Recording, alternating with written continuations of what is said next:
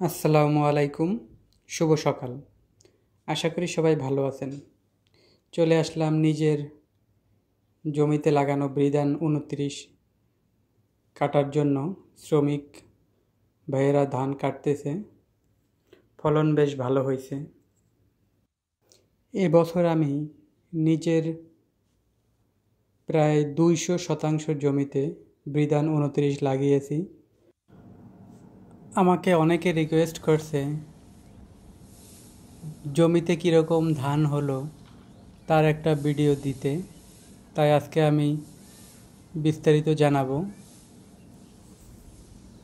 আমাদের এখানে ১ কাঠা সমান সমান ৭.৫ শতাংশ।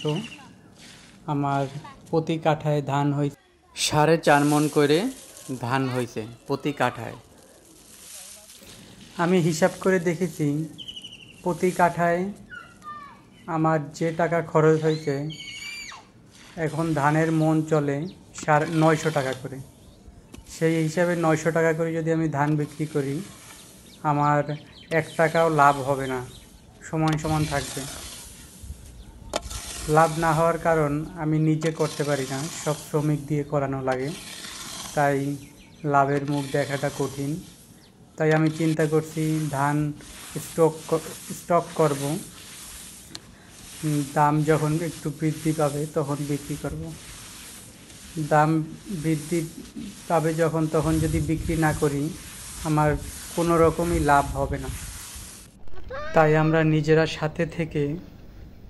সাথে শ্রমিক নিয়ে ধান শুকিয়ে রেখে দিব, যখন একটু দাম বাড়বে তখন বিক্রি করব। সাথে আমার ভাইয়ের ছেলেও কাজ করতে নেমে গেছে, দুষ্টুমি করে না, ছাতা নিয়ে সে নামছে। আমরা কাজ করতেছিলাম, সাথে সেও কাজ করবে।